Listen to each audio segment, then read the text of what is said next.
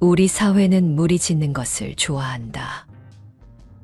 만나면 화기애애하고 시간이 지날수록 미소가 스며나는 기분 좋은 만남이 있다.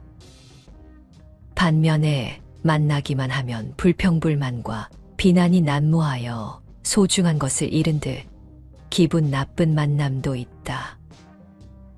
만나지 않는다 하더라도 현대사회에서 우리는 소셜미디어, 온라인 커뮤니케이션, 그리고 무한한 정보에 노출되면서 소통 부재와 과잉 소통이 동시에 문제를 일으켜 결국 실망하고 상처받는다.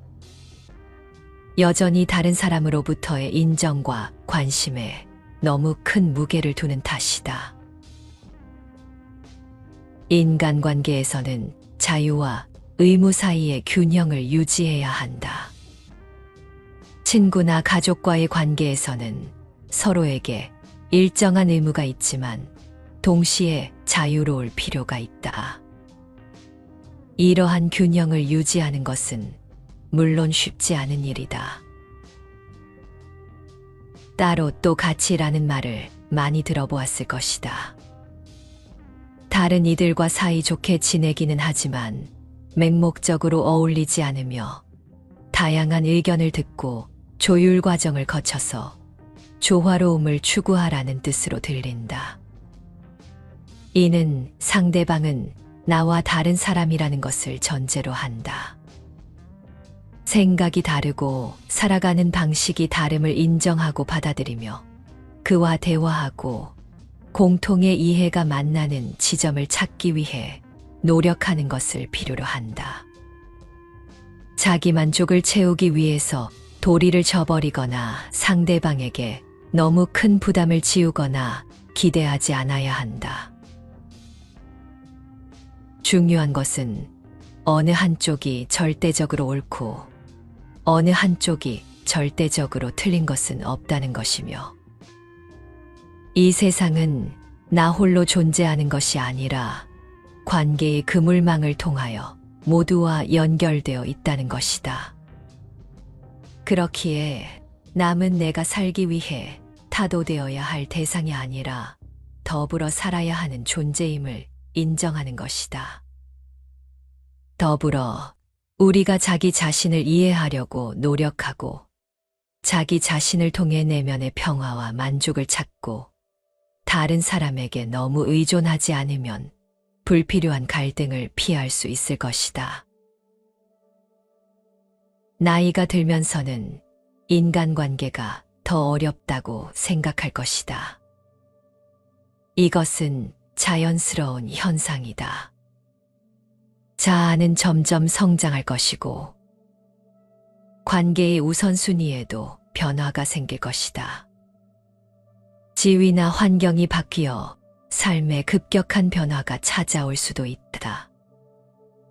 이를 다 무시하고 예전과 똑같이 사회가 원하는 대로, 친구나 가족이 원하는 대로 살아갈 수는 없는 노릇이다. 관계는 무엇보다도 자연스럽고 편안하게 이루어져야 한다. 무언가를 억지로 해낼 필요는 없다. 다만 적절한 조절과 균형을 유지하는 것, 존중과 이해를 바탕으로 건강하고 의미 있는 관계를 유지하는 것은 우리가 좀 더 풍요로운 삶을 살 수 있도록 해줄 것이다.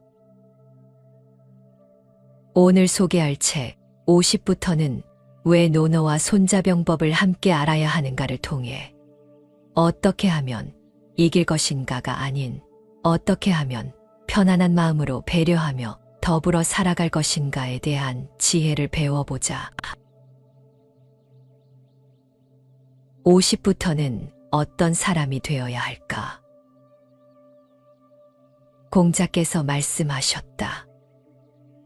노인을 편안케 하고 벗들이 나를 믿게 하며 젊은이가 나를 따르게 하고 싶다.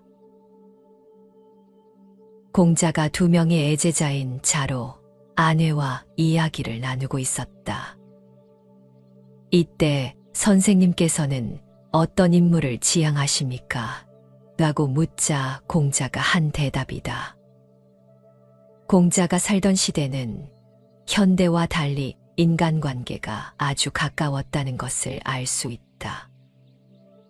그러니 이런 말이 자연스럽게 입 밖으로 나왔을 것이다. 현대의 인간관계는 어떠한가? 기술이 발달한 덕분에 얼굴을 마주하지 않아도 해결할 수 있는 시대가 되었다. 편리하긴 하지만 어쩔 수 없이 인간관계가 소홀해질 수밖에 없다. 지인과의 교제도 이웃과의 교류도 마찬가지다. 왠지 쓸쓸하게 느껴진다. 어떤 노래 가사에 살아가는 게 힘들어도 라는 구절이 있다. 정말 공감한다. 이런 생각을 하며 글을 쓰다 보니 갑자기 깨달은 것이 있다. 지금 내 주변에는 손윗사람은 물론 오래된 친구도 대부분 세상을 떠나고 없다. 어설프게 오래 살면 이런 처지가 된다. 이제 와서 한탄해봤자 아무 소용도 없다. 한 가지 목표는 남아있다. 바로 아랫사람이 따르는 사람이다. 하여튼 변변찮은 몸이라서 이것도 쉽지 않겠지만 당면 과제로 삼고 적어도 젊은이들에게 짐이 되지 않도록 노력하면서 남은 인생을 잘 마무리하고 싶다. 사람을 만나면 어떤 태도로 대해야 하는가? 공자께서 말씀하셨다. 군자는 두루 사귀고 편을 가르지 않지만 소인은 편을 가르고 두루 사귀지 않는다. 논어에는 군자라는 말이 자주 나온다. 군자의 반대는 소인으로 이 또한 자주 등장한다. 둘의 차이점은 덕이다. 군자란 덕이 있는 사람이고 소인은 덕이 없는 사람이다. 그런 군자와 소인은 사람을 사귀는 방식까지 다르다. 소인은 끈끈하게 붙어 다니지만 군자는 담백하고 산뜻하다. 어느 쪽이 오래 갈지는 말할 필요도 없다. 이 구절과 함께 떠오르는 것이 장자의 다음 구절이다. 군자의 사귐은 물처럼 담백하지만 소인의 사귐은 단술처럼 달콤하다. 군자의 사귐은 물처럼 담담하지만 소인의 사귐은 즉 단술처럼 끈적끈적하다는 뜻이다. 하기야 찰싹 달라붙어 있으면 금세 질리고 오래 가지 못한다. 인간관계에서 어려운 것이 거리 조절이다.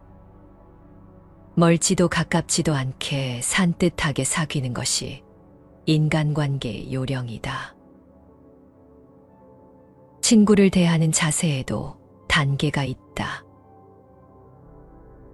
자공이 친구에 대해 여쭈었다.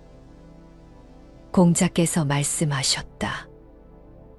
충심으로 일러주고 잘 인도하되 그렇게 되지 않는다면 그만두어 스스로 욕되지 않아야 한다. 나에게도 진짜 친구라고 말할 수 있는 사람이 몇 명 있다. 대부분이 고등학교 동창이다. 동창이라고 해도 함께 공부했던 기억은 거의 없고 굳이 따지자면 함께 놀던 사이다. 편하게 어울리던 사이라서 진짜 친구가 되었는지도 모르겠다. 고등학교 친구라서 좋은 점은 살아온 인생이 각각 다르다는 점이다. 의사나 변호사가 된 사람도 있고 화가나 잡지 편집자도 있고 나처럼 글 쓰는 사람도 있다. 자기 회사를 차려 사장이 된 사람도 있다. 이렇게 다양한 인생을 살기 때문에 오랫동안 친구 관계를 유지하는 것일지도 모른다. 하지만 대학교에 들어갔을 때는 사뭇 분위기가 달랐다. 중국 문학과를 선택하고 친구가 몇 명 생겼지만 왠지 경쟁심이 생겨서 마음을 터놓고 이야기 나눌 수 있는 분위기가 아니었다. 이런 상황에서는 마음 놓고 만날 수 있는 친구를 사귀기 어렵다. 공자가 말한 친구를 대하는 방법 중에 그렇게 되지 않으면 그만두어라 라는 대목이 참 멋지지 않은가.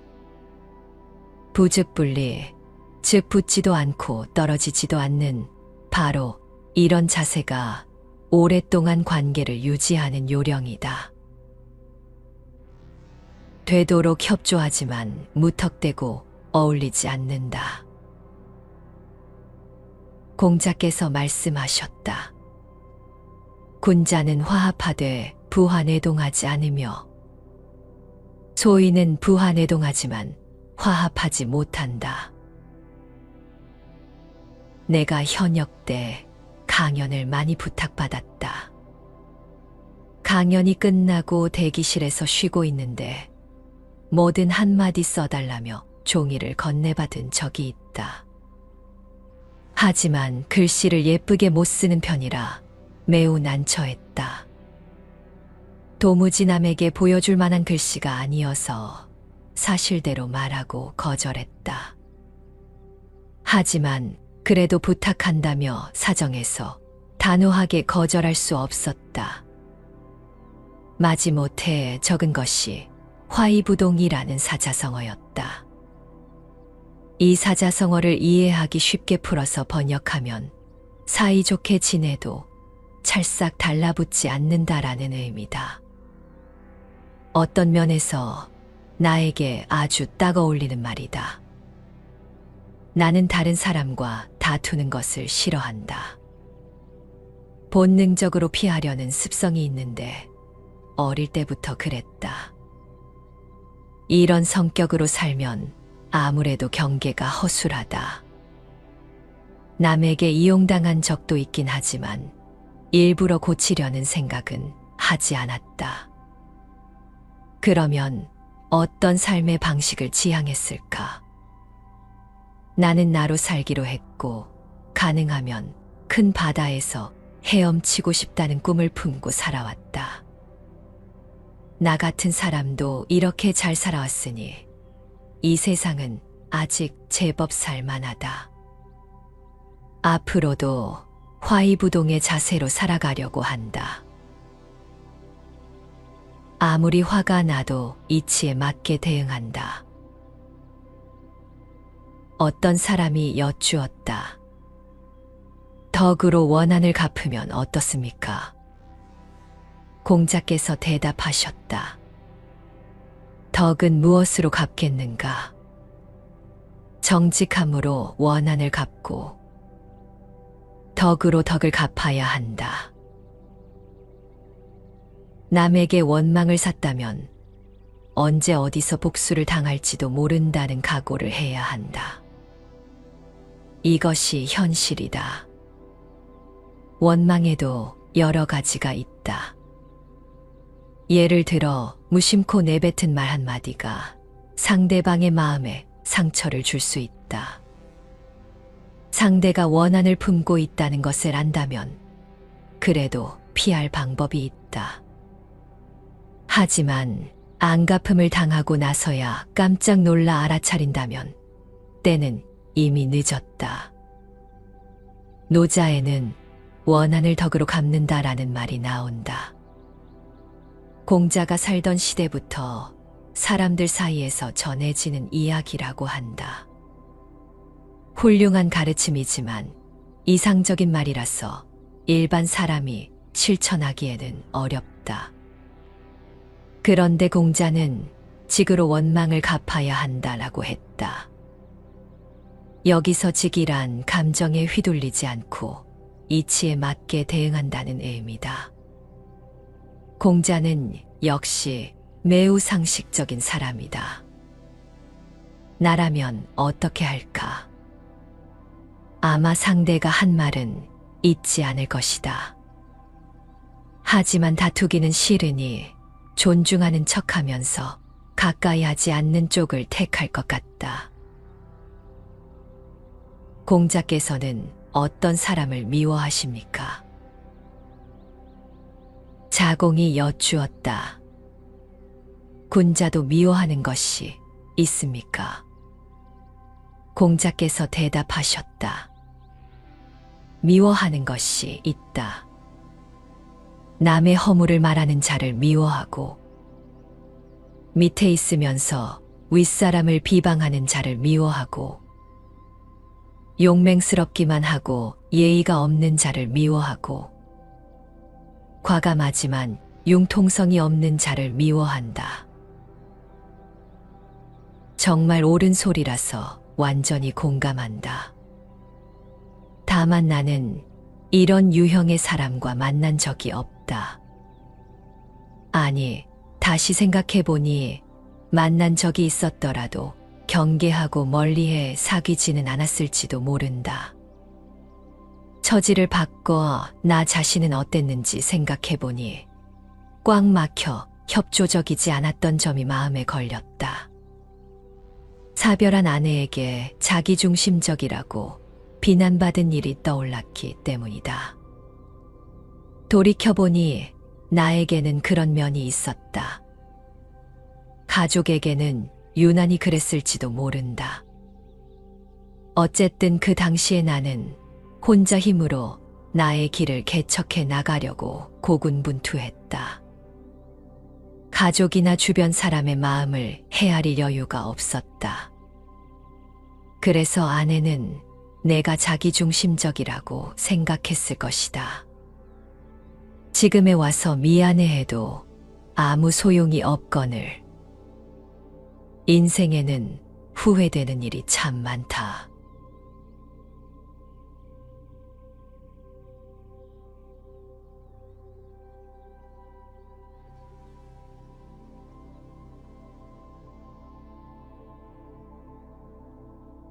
우리 사회는 무리 짓는 것을 좋아한다. 만나면 화기애애하고 시간이 지날수록 미소가 스며나는 기분 좋은 만남이 있다. 반면에 만나기만 하면 불평불만과 비난이 난무하여 소중한 것을 잃은 듯 기분 나쁜 만남도 있다. 만나지 않는다 하더라도 현대 사회에서 우리는 소셜미디어, 온라인 커뮤니케이션, 그리고 무한한 정보에 노출되면서 소통 부재와 과잉 소통이 동시에 문제를 일으켜 결국 실망하고 상처받는다. 여전히 다른 사람으로부터의 인정과 관심에 너무 큰 무게를 두는 탓이다. 인간관계에서는 자유와 의무 사이의 균형을 유지해야 한다. 친구나 가족과의 관계에서는 서로에게 일정한 의무가 있지만 동시에 자유로울 필요가 있다. 이러한 균형을 유지하는 것은 물론 쉽지 않은 일이다. 따로 또 같이라는 말을 많이 들어보았을 것이다. 다른 이들과 사이좋게 지내기는 하지만 맹목적으로 어울리지 않으며 다양한 의견을 듣고 조율 과정을 거쳐서 조화로움을 추구하라는 뜻으로 들린다. 이는 상대방은 나와 다른 사람이라는 것을 전제로 한다. 생각이 다르고 살아가는 방식이 다름을 인정하고 받아들이며 그와 대화하고 공통의 이해가 만나는 지점을 찾기 위해 노력하는 것을 필요로 한다. 자기 만족을 채우기 위해서 도리를 저버리거나 상대방에게 너무 큰 부담을 지우거나 기대하지 않아야 한다.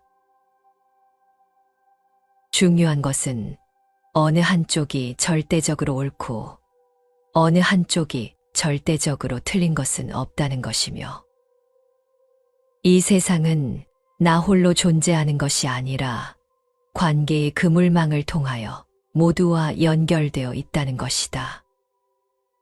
그렇기에 남은 내가 살기 위해 타도되어야 할 대상이 아니라 더불어 살아야 하는 존재임을 인정하는 것이다. 더불어 우리가 자기 자신을 이해하려고 노력하고 자기 자신을 통해 내면의 평화와 만족을 찾고 다른 사람에게 너무 의존하지 않으면 불필요한 갈등을 피할 수 있을 것이다. 나이가 들면서는 인간관계가 더 어렵다고 생각할 것이다. 이것은 자연스러운 현상이다. 자아는 점점 성장할 것이고 관계의 우선순위에도 변화가 생길 것이다. 지위나 환경이 바뀌어 삶에 급격한 변화가 찾아올 수도 있다. 이를 다 무시하고 예전과 똑같이 사회가 원하는 대로, 친구나 가족이 원하는 대로 살아갈 수는 없는 노릇이다. 관계는 무엇보다도 자연스럽고 편안하게 이루어져야 한다. 무언가를 억지로 해낼 필요는 없다. 다만 적절한 조절과 균형을 유지하는 것, 존중과 이해를 바탕으로 건강하고 의미 있는 관계를 유지하는 것은 우리가 좀 더 풍요로운 삶을 살 수 있도록 해줄 것이다. 오늘 소개할 책 50부터는 왜 노노와 손자병법을 함께 알아야 하는가를 통해 어떻게 하면 이길 것인가가 아닌 어떻게 하면 편안한 마음으로 배려하며 더불어 살아갈 것인가에 대한 지혜를 배워보자. 50부터는 어떤 사람이 되어야 할까? 공자께서 말씀하셨다. 노인을 편안케 하고 벗들이 나를 믿게 하며 젊은이가 나를 따르게 하고 싶다. 공자가 2명의 애제자인 자로, 아내와 이야기를 나누고 있었다.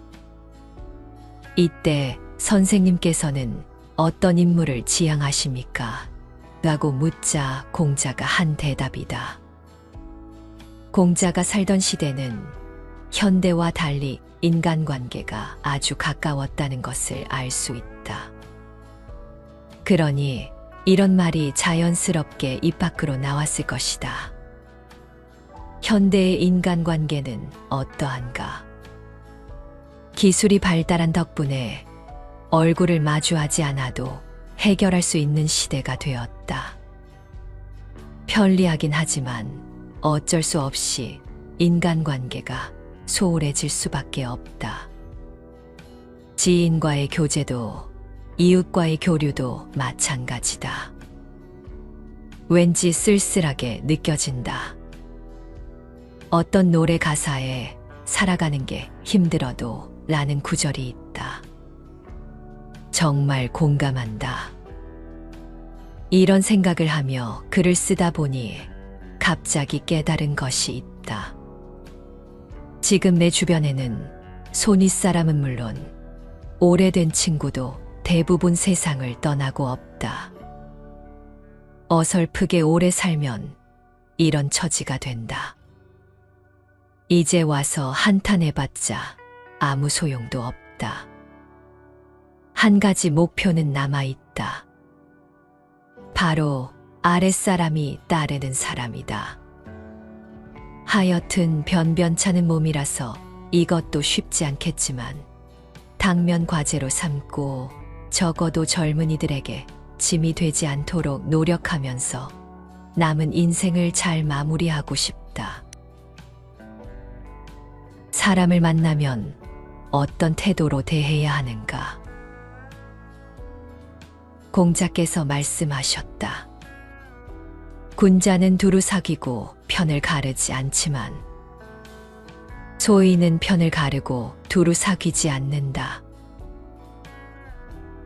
논어에는 군자라는 말이 자주 나온다. 군자의 반대는 소인으로 이 또한 자주 등장한다. 둘의 차이점은 덕이다. 군자란 덕이 있는 사람이고 소인은 덕이 없는 사람이다. 그런 군자와 소인은 사람을 사귀는 방식까지 다르다.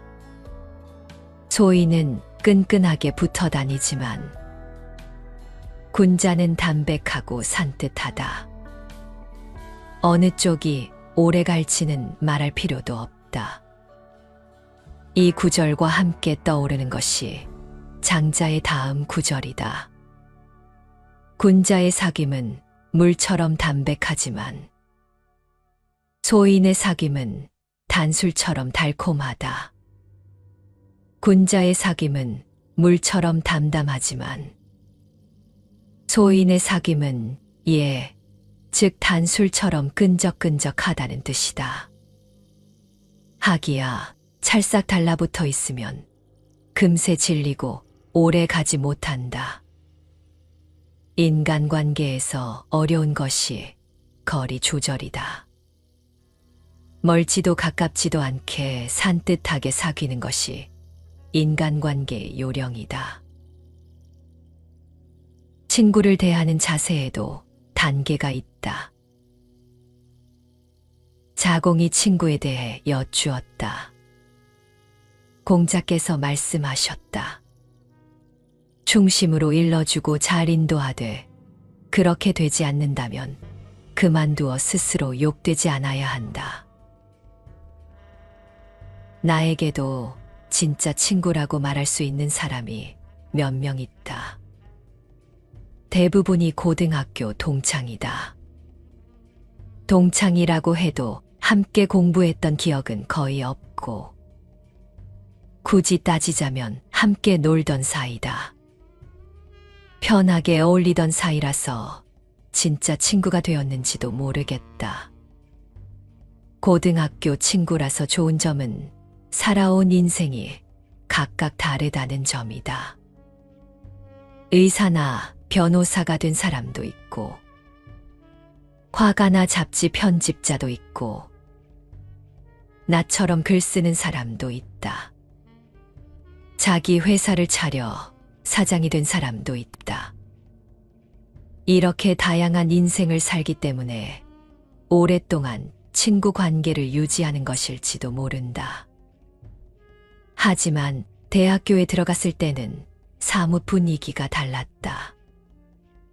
중국 문학과를 선택하고 친구가 몇 명 생겼지만 왠지 경쟁심이 생겨서 마음을 터놓고 이야기 나눌 수 있는 분위기가 아니었다.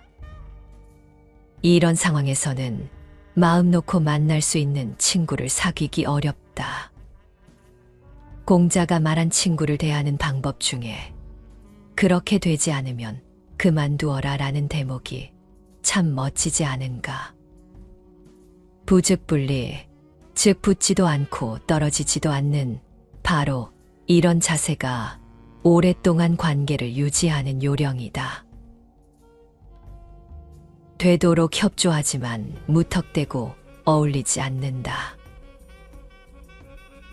공자께서 말씀하셨다. 군자는 화합하되 부화내동하지 않으며 소인은 부화내동하지만 화합하지 못한다. 내가 현역 때 강연을 많이 부탁받았다. 강연이 끝나고 대기실에서 쉬고 있는데 뭐든 한마디 써달라며 종이를 건네받은 적이 있다. 하지만 글씨를 예쁘게 못 쓰는 편이라 매우 난처했다. 도무지 남에게 보여줄 만한 글씨가 아니어서 사실대로 말하고 거절했다. 하지만 그래도 부탁한다며 사정해서 단호하게 거절할 수 없었다. 마지못해 적은 것이 화이부동이라는 사자성어였다. 이 사자성어를 이해하기 쉽게 풀어서 번역하면 사이좋게 지내도 찰싹 달라붙지 않는다라는 의미다. 어떤 면에서 나에게 아주 딱 어울리는 말이다. 나는 다른 사람과 다투는 것을 싫어한다.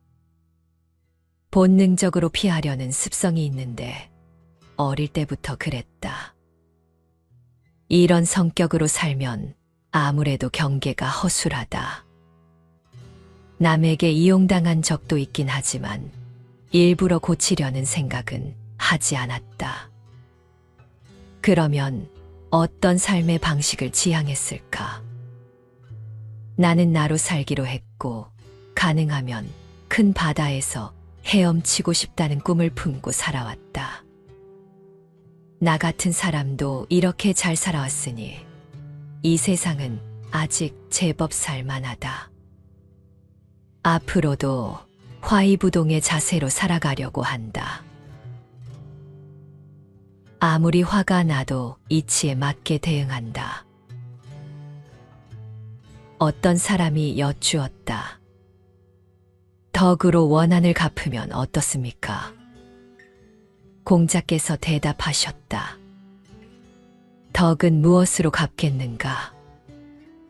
정직함으로 원한을 갚고 덕으로 덕을 갚아야 한다. 남에게 원망을 샀다면 언제 어디서 복수를 당할지도 모른다는 각오를 해야 한다. 이것이 현실이다. 원망에도 여러 가지가 있다. 예를 들어 무심코 내뱉은 말 한마디가 상대방의 마음에 상처를 줄 수 있다. 상대가 원한을 품고 있다는 것을 안다면 그래도 피할 방법이 있다. 하지만 안갚음을 당하고 나서야 깜짝 놀라 알아차린다면 때는 이미 늦었다. 노자에는 원한을 덕으로 갚는다라는 말이 나온다. 공자가 살던 시대부터 사람들 사이에서 전해지는 이야기라고 한다. 훌륭한 가르침이지만 이상적인 말이라서 일반 사람이 실천하기에는 어렵다.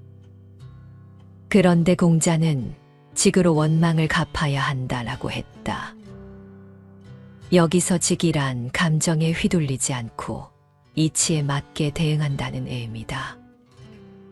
공자는 역시 매우 상식적인 사람이다. 나라면 어떻게 할까? 아마 상대가 한 말은 잊지 않을 것이다. 하지만 다투기는 싫으니 존중하는 척하면서 가까이 하지 않는 쪽을 택할 것 같다. 공자께서는 어떤 사람을 미워하십니까? 자공이 여쭈었다. 군자도 미워하는 것이 있습니까? 공자께서 대답하셨다. 미워하는 것이 있다. 남의 허물을 말하는 자를 미워하고 밑에 있으면서 윗사람을 비방하는 자를 미워하고 용맹스럽기만 하고 예의가 없는 자를 미워하고 과감하지만 융통성이 없는 자를 미워한다. 정말 옳은 소리라서 완전히 공감한다. 다만 나는 이런 유형의 사람과 만난 적이 없다. 아니, 다시 생각해보니 만난 적이 있었더라도 경계하고 멀리해 사귀지는 않았을지도 모른다. 처지를 바꿔 나 자신은 어땠는지 생각해보니 꽉 막혀 협조적이지 않았던 점이 마음에 걸렸다. 사별한 아내에게 자기중심적이라고 비난받은 일이 떠올랐기 때문이다. 돌이켜보니 나에게는 그런 면이 있었다. 가족에게는 유난히 그랬을지도 모른다. 어쨌든 그 당시에 나는 혼자 힘으로 나의 길을 개척해 나가려고 고군분투했다. 가족이나 주변 사람의 마음을 헤아릴 여유가 없었다. 그래서 아내는 내가 자기중심적이라고 생각했을 것이다. 지금에 와서 미안해해도 아무 소용이 없거늘. 인생에는 후회되는 일이 참 많다.